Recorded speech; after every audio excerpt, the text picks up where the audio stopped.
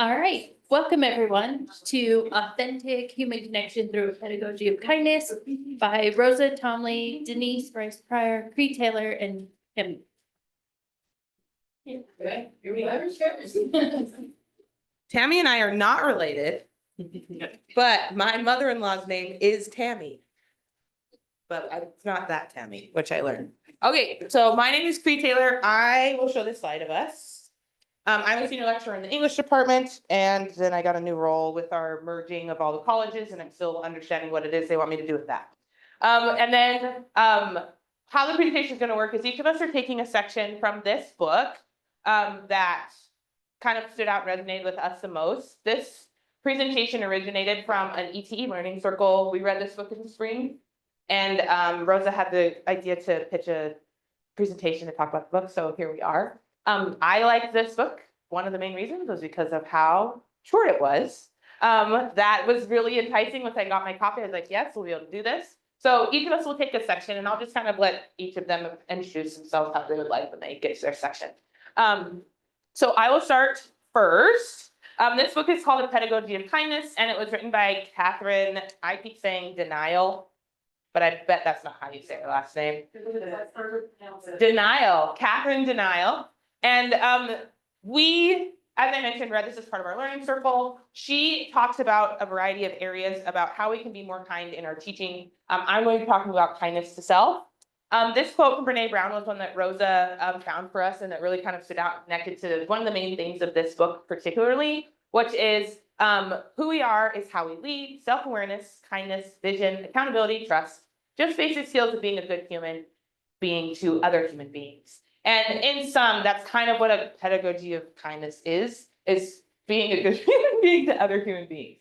I will say when I read this, I kept saying during our meetings, and they're probably like annoyed with me for how many times I said it. It's like she didn't cite bell hooks when she should have. She talks about vulnerability and how if we want our students to be vulnerable, we should be vulnerable, and that's kind. And I was like, bell hooks said that first. So we all went through and compiled a reading list based off of some of the texts that this book reminded us of. If you haven't read, I call it the Bell Hooks trilogy. There's a pink book, a yellow book, and a green book. They're fantastic reads, but this one in particular is Teaching Community of Pedagogy of Hope.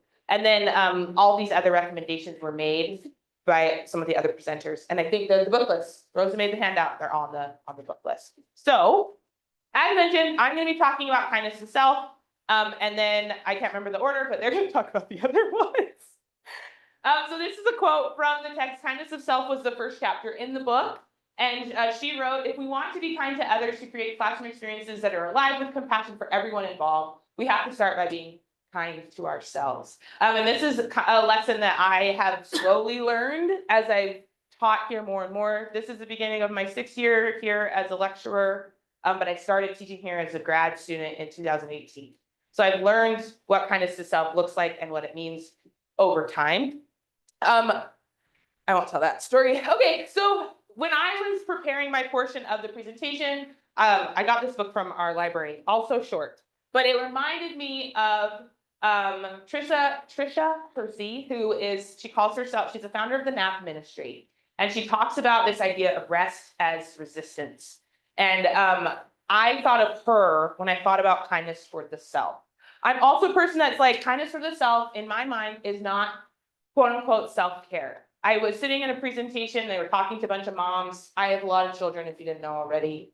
They were talking to a bunch of moms, and they were like, self-care can look like anything. It can look like paying careful attention while you brush your teeth. I'm like, that's what I get.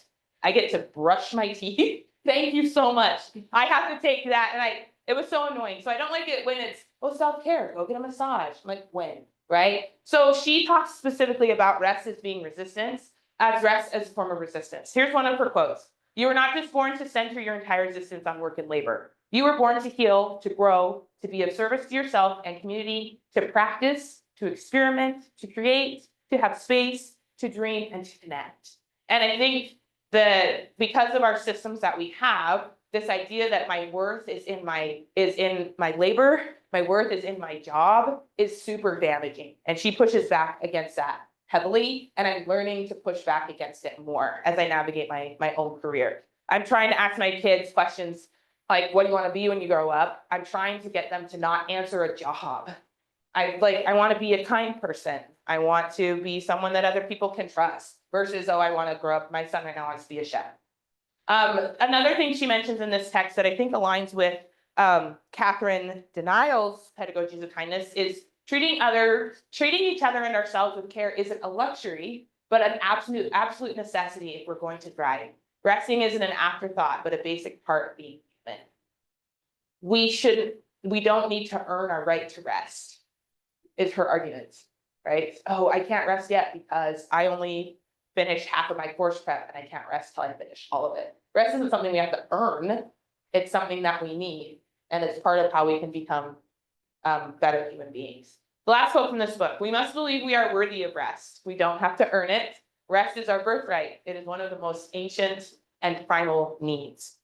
So to circle back to this text in particular, she offers these 8 things as a way to have kindness for self, and she calls these boundaries as a bedrock of kindness. Another book on my shelf that I need to read, but I haven't yet, is called Set Boundaries, Find Peace. And I didn't put it up there as recommended because I haven't read it yet. But she talks about these in the text in detail, about ways that you can set boundaries as a way to be kind to yourself so that you have the capacity for greater kindness for your students. A couple of them, right now you're doing one. Invest in your pedagogical development. That's a form of kindness to self. You're taking time to learn how to better your craft, and that feels really good. Another one that I wanted to point out was taking time off from email and taking time off from work. This one I learned a couple of years ago. Because your email comes straight to your phone, it's really easy to just answer it right away.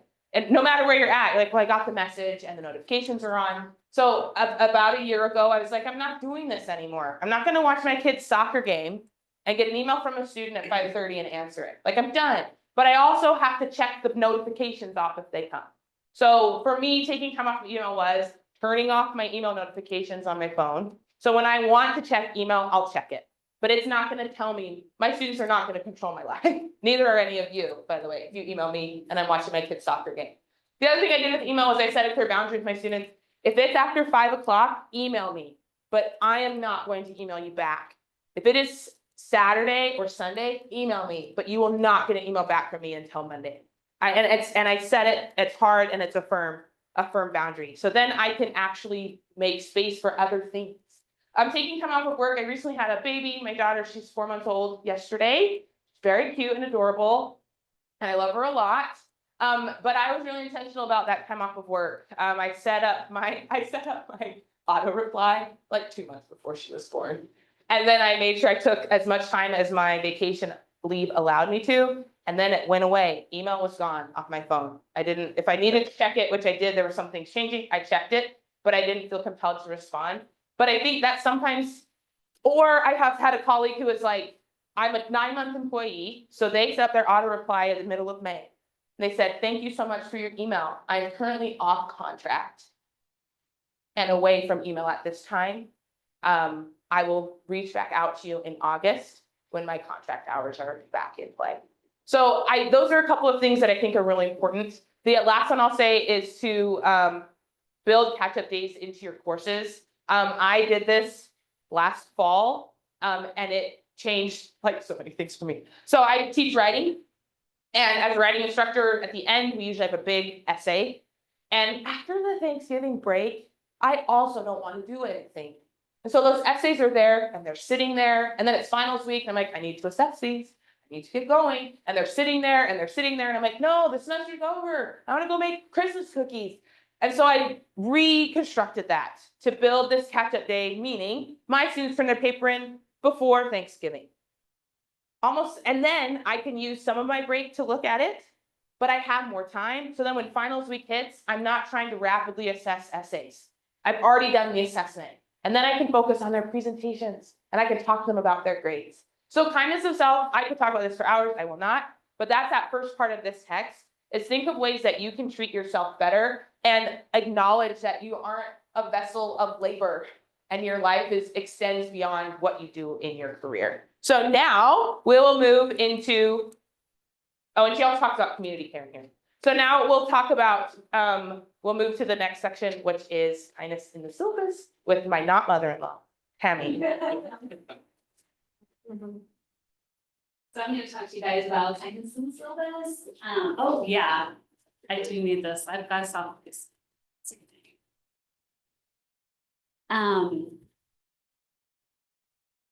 You guys hear me okay? Yeah, okay.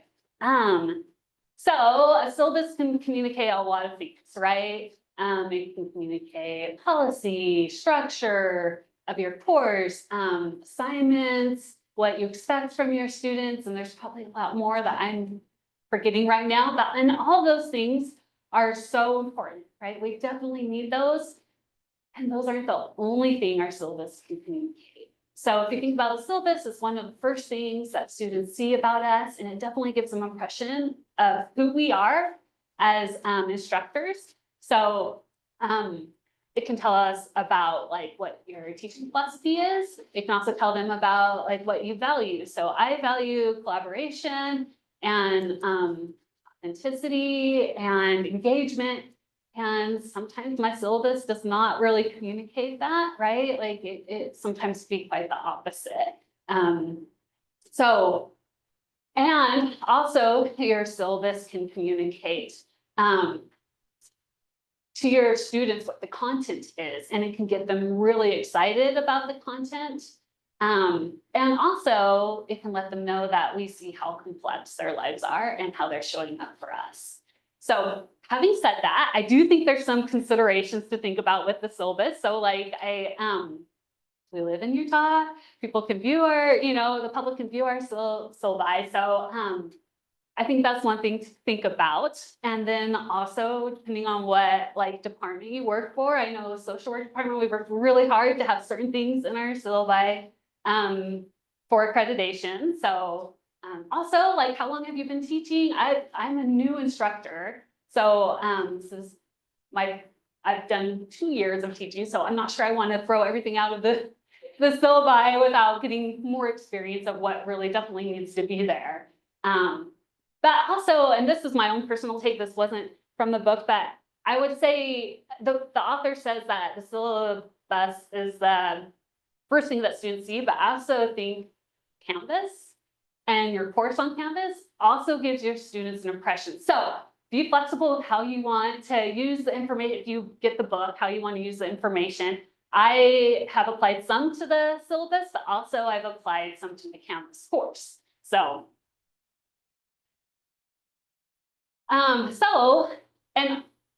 the author talks about how you really can make an authentic connection with your students through your syllabus, and I would say through your Canvas course as well. So I'm just going to go over some of Catherine's highlights, the author. Catherine has all kinds of other highlights too, so you can definitely get the book. But offer clear directions, right? So let the students know exactly, make it really clear where to find information. So one suggestion is there's all kinds of icons that are out there that are for free. Put some icons in your syllabus so they can find exactly what they need quickly. So I use the email icon, but rather than put my information, because I don't want the public contacting me, so the author suggests making it a little more friendly rather than just one-liners. So I put that in Canvas. So I put this in my syllabus so that the students can find it really fast, but then I was a little more warm and friendly rather than just one-liners. So I changed that over to this. And also, as Cree talked about, modeling self-care is really important. And so the author suggests maybe put why you won't contact them within 24 hours on Saturdays and Sundays. And why is that? Because those are my days to recharge, right? So that's another suggestion. And then the author really talks about syllabus accessibility and how important that is. And that's definitely something we should be putting into our syllabus. And so I just sat through the accessibility office's workshop. It was excellent. So they just did a presentation. You guys probably watched the video on that. But also the author suggests this podcast, which I listened to some of the podcasts, thought they were quite great. But thinking about things like font and adding in alt text and making it, rather than putting click here for a link, making it clear where you want to, what is in that link, those kinds of things. So also, you know, subheadings and all that other stuff you can put into your syllabus so that people can easily find things, and you can put it into a table of contents so that your students can find where everything is, which is nice.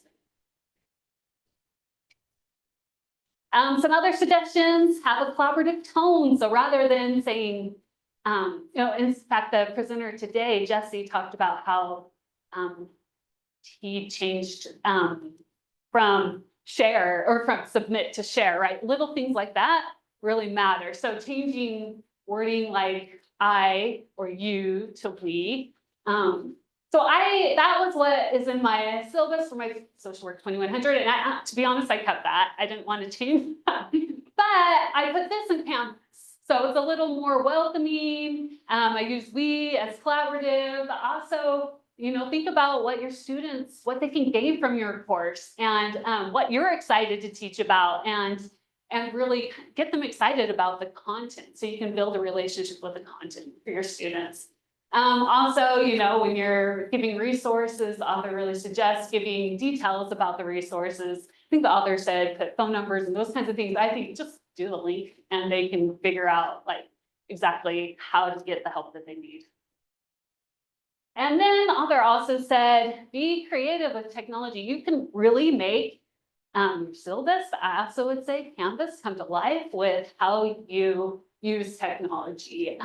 And so the author talked about using QR codes or putting in links for your teaching philosophy that students can view.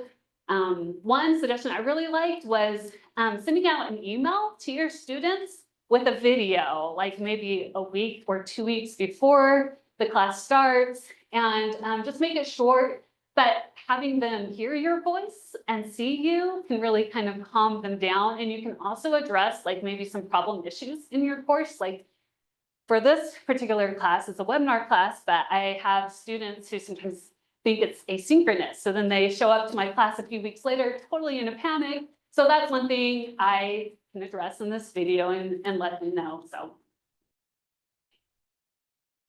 And then finally, I really liked this point that the author made. The author said, really think about the first day that you present your syllabus, and think about how you feel or what you do, right? So for me, and you guys are probably so much better than me, but I have in the past presented assignments and what's expected and everything that's in my syllabus already, right?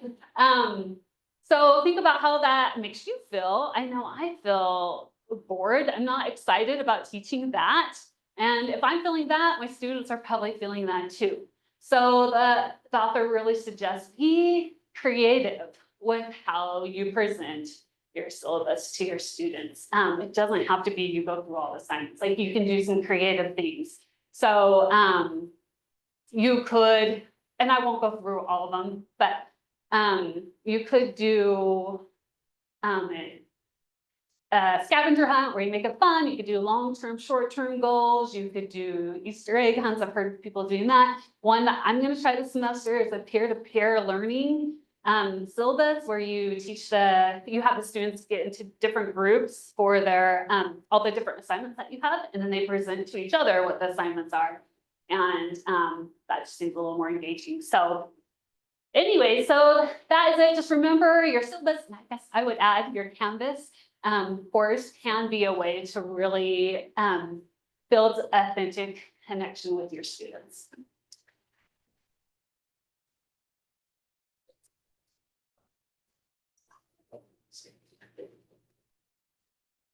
One thing that you're probably hearing and that you're going to find as we talk about these different sections of the book is that they really support each other. And so the language that we are using and presenting our material tends to do the same, that they all come together. And that's why we decided to name it Authentic Connections. And we we discovered that it really is this idea of kindness. It's really about creating a relationship with your students, about them wanting to be there, wanting to participate and engage with what you're going to tell or what you're going to teach them. And what I found in my own classes is that oftentimes they can teach me new things that I didn't know. And I'm going to talk about where that comes from in just a minute. This morning when I was listening to Jessie, our keynote speaker, I thought, oh, he's talking about ungrading. That just took care of my whole section in assessment. But what you'll find is what I'm going to present to you is how that creates a kind relationship, but also I've got some examples how I've been able to directly apply this in my course. But some of the considerations that we need to be aware of, Tammy talked about this, Cree talked about this language that we're using, and so you notice I don't have kindness and grading on here. And if we think about it as assessment, it starts to reduce the stress in our students, the anxiety in our students, when we can help them to understand that the assessment is really helping them to determine how they are measuring their learning. And so some of the other considerations are that we need to make sure that what we're assessing on is what the course is designed to assess, what the course is determined to teach, and then that we teach what we're going to assess on. That there shouldn't be tricks playing with a student's final grade, their assessment. That doesn't help them really progress when it feels like a gotcha moment. So I want you to just take 30 seconds and think about your own courses and answer these 3 questions.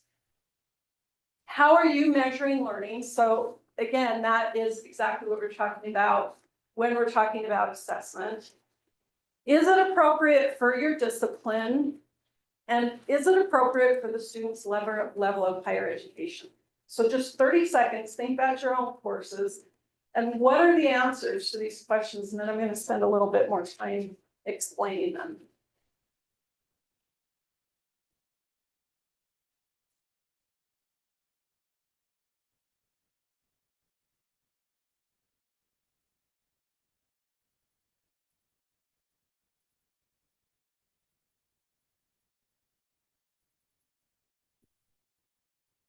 I'm going to emphasize this. This is me and Cree. We studied and now teach in the same department. However, if Beth asked me to have a foot race with Cree, I can guarantee you that Cree would be the first one across the finish line. So you're up to your running. I'm still watching. We had this conversation a few days ago.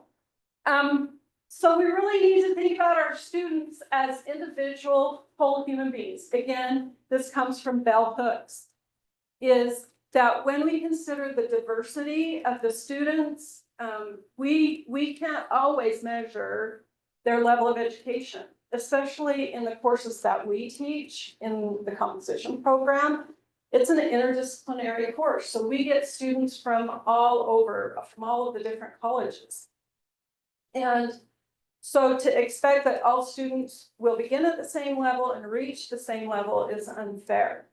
Some of the other things that we need to consider when we're assessing is their emotional diversity, their physical diversity, and their financial diversity. When we talk about different kinds of assessment, that can be assignments, that can be tests, it can be oral exams, labs, all sorts of things. And so we really need to think about how can I present a class that is fair and inclusive to everyone. Sorry, I stumble over that. Can I use that language anymore? So it really does create that kindness when students notice that we're creating that one-on-one relationship, that we are really recognizing them as human beings. One of the ways that I've been able to do it, and I think that there was actually a presentation on this today, and we presented on it a couple of years ago. But this idea of frequent and immediate assessment has really changed things up in my classrooms. And what that actually looks like is I try and develop some metacognitive questions. So that first of all, students know what they should have learned, but also they're thinking about how they should be applying these things that they are learning. Part of it too comes from the fact that when I pause and let them work together, there are all of these advantages that they get from working with their peers. So as they're talking with their peers, it helps them to determine whether or not they understand the concept. It helps to clarify anything that's unclear. It helps to correct misconceptions. It also, when they're discussing it with their peers, it gives them alternative methods of learning. And so if the way that I explained it wasn't helpful, then the way their peers explained it might be. But it also offers additional perspective. For me as a teacher, it not only provides immediate feedback for the students themselves, but it also gives me feedback to really start to improve my teaching methods. And so the questions that I get back, I can tell whether or not they understood the concepts. I may need to try alternative methods if I'm not getting the kind of responses that show that. And then the last, this idea of a pause, is back to self-care. It helps me to take a minute. It helps me to reset, think about what we just done in class, refocus, but it also helps the students to do the same. It helps them to catch up if they're a little bit behind. Gives them an opportunity to think about things a little more. So here's an example of how I used it in my class. I teach professional communication, and so I teach a section on group dynamics. And I don't know how many of you have group projects in your class that you really teach group dynamics, how to work together in a group. So I had my students, I taught my students about SWOT analyses, strengths, weaknesses, opportunities, and threats. And then I had them work together in their groups to identify these different areas. And after I got done, this is the question, the two-part question that I asked them. What did you learn about yourself in the SWOT analysis? So metacognitive, and then application. How does that affect your group? And as I looked at the responses, what I realized was that they all basically understood the concept of SWOT analysis, but I started to see the attitudes come out. And it was really helpful for me because then I could see that we really did need to talk about this idea of group analysis, because the first couple of responses really showed, oh, I'm sorry that they're overlapping each other. Show this idea of multiplicity. I have a right to my ideas, you have a right to yours. I don't know that we'll ever get together.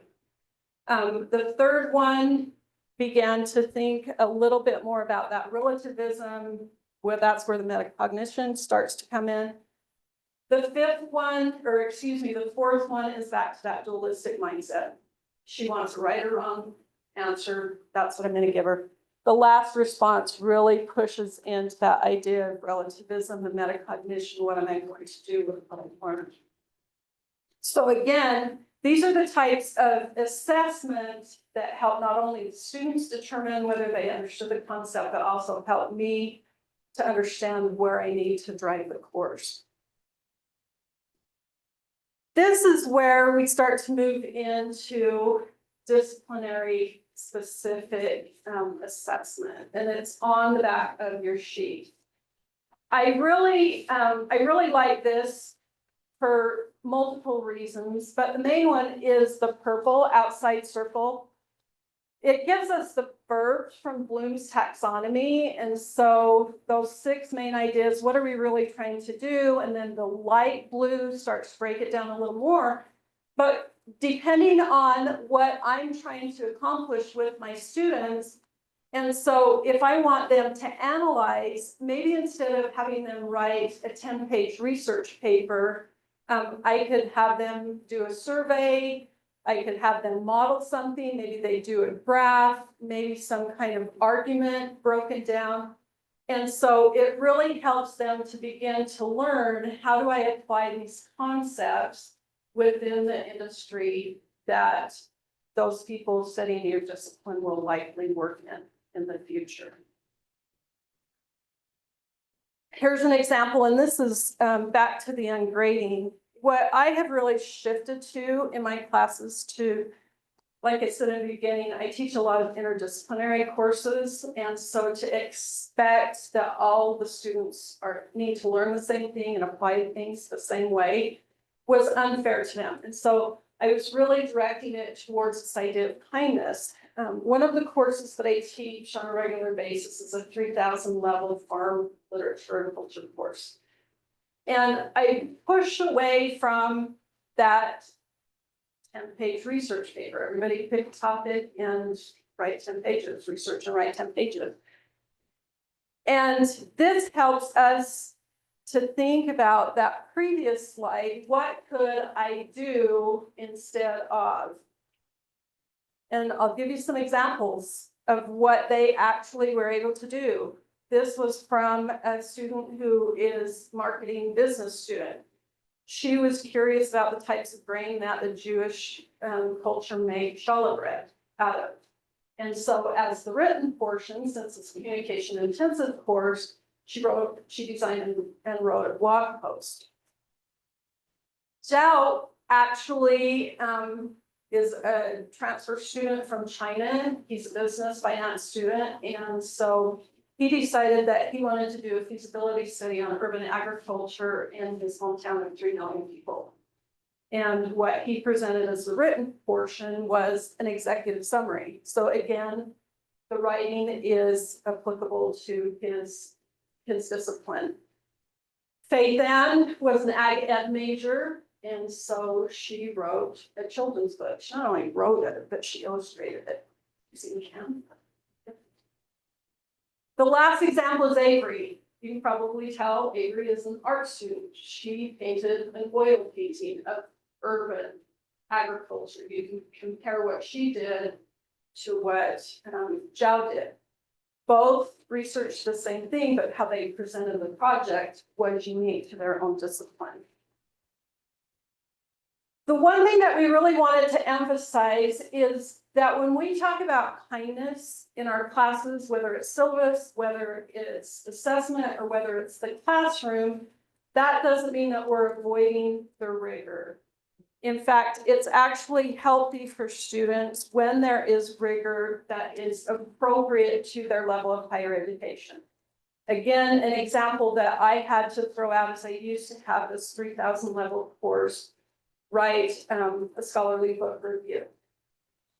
And if you think about it, how is that really going to be applicable to these different disciplines? That's something that we can expect grad students will be doing, people working in the academics.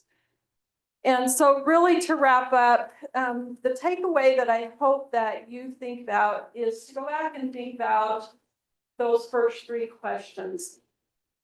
The kindness is about the relationship. So how are you measuring learning in your courses? Is it appropriate for your discipline? And is it appropriate for the level of education or level of higher education? Denise.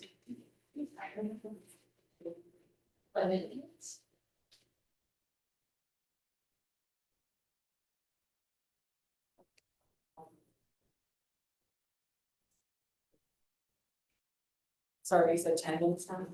11. 5. If you want Q&A, sure. Yeah, we will. So my name is Denise. I think I'm probably one of the newest social work instructors. I'm at the Tooele campus. I have been working for a number of years. I was teaching as an adjunct at another university that won't be named, but was named this morning by the keynote. I have been trying to figure out how to integrate my role as a therapist, as a clinical social worker into the classroom. And I come from a perspective that I teach my students, the next generation of social workers, that you will never go wrong if you approach people from a place of being genuine, authentic, and compassionate. All the other things we teach them are great, but what people are really looking for is that authentic, genuine connection with one another. That's what I believe the world is built on. I believe that's what we're looking for as people. I think that we need to do more of that. And so I'm always trying to figure out that parallel process from what I maybe have done for years in my professional capacity, again, as a clinician, and then now how can I integrate it into what I'm trying to instill with the next generation of folks that are going to carry the torch long after I'm no longer around. There was a quote I came across somewhere. I can't remember if it was in the book or not, but I'm going to put it out there. And I'm just curious if anybody has any thoughts on it. But it's fear is the biggest obstacle to kindness in the classroom. Fear.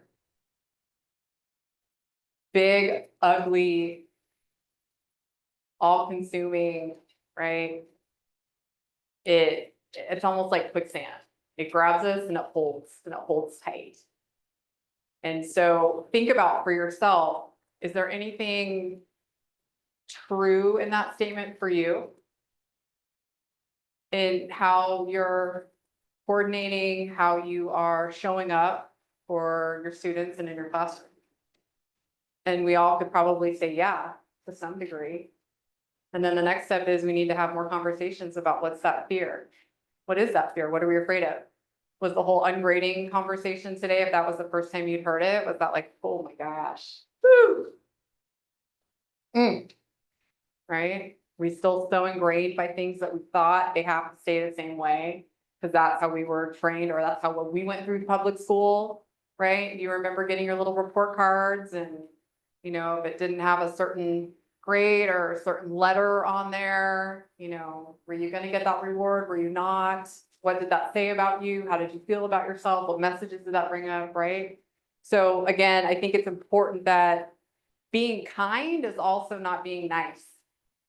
So I think that's the other distinction, because sometimes people hear, oh, oh, you're just nice. I have a lot of students who would say I'm not nice. But I'm very intentional, and I'm very purposeful, and I'm very genuine. Because I think that is really what's important. So I'm going to share a couple of things. Some are going to overlap with what's already been said when we're talking about kindness in your classroom. Think about, again, how are you constructing and building a welcome? Right, so this can include everything from your syllabi to your Canvas presentations to how are you introducing yourself to your students, you know, each term. What are you highlighting? What are students seeing? Right? What are those messages that might be overt or might be just kind of very subliminal that they're maybe picking up on? Adding resources, tips for success. I heard some really awesome suggestions that I'm trying to do better at, of listing ideas for time management, you know, resources where students can go to access those, emphasizing kind of that work school life balance. You know, where are some sources of support that students can find? Video introductions. Any of you that have online or even in person, you know, putting up an introduction, send it in an email to the students before the course starts, and then maybe doing another video, maybe right at the beginning of the term. Encouraging your students to reach back out to you. So this can come in the form of a couple of different ideas. I've had colleagues that have tried different things, like a first day sheet. So maybe you draft, kind of a sheet and give students the opportunity to share anything that they're comfortable sharing with you, or anything that they think would be helpful for you to know. I do a 3-question stress test at the beginning of each term, that has, where would you rate your stress level from a 1 to 5, maybe in these different areas? And they don't have to give me specifics. I don't need that unless they want to share. And then offer anything, that you are comfortable sharing, that you want your instructor to know. And it's amazing to me how many students take me up on that opportunity to say, thank you for even asking. That's usually the common response. Nobody's ever asked me about that. Just an appreciation and wanting to hear a little bit about what's going on for them. Learning your students' names, and I'm like, hey, that's so duh, right? But then I got into somebody's like today, I was talking to a colleague that I'm co-teaching a class with, and she's like, I'm gonna put out a message to my students that they have to put a picture on their little profile in Canvas, so that when we go to look at their submissions, that instead of it showing their name and just that generic skeletal outline or whatever that is in Canvas, that there's a picture there. Because then repetition, right? The more that we see it, the more that we retain it. And if it's a strictly online class, which I have every term, I don't always know what even my students look like. I just want to see like faces. So I'm going to implement that. Something that seems very simple, but I thought, again, personal, something that I can relate to. How are you going to track your attendance? Is your attendance required? How are you going to track it? How are you going to talk about it in your classes? Again, if we're looking at from a position of kindness, what does that look like for you? And figuring that out. And then icebreaker, introduction ideas, things like that. What's your approach to group work? This was mentioned already before. Do you teach group work? I think that's an important piece. A lot of students have had really awful experiences in groups before they get to us. And so maybe asking about what's your experience been working in groups, whether that's been in school or whether that's been in your professional capacity, at your jobs. What's that been like? And what suggestions do you have? What would be helpful for that? I think are important to kind of think about.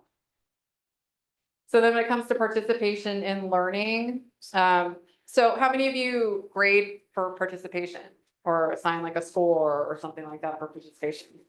Okay, so 2 of us, you and me, right?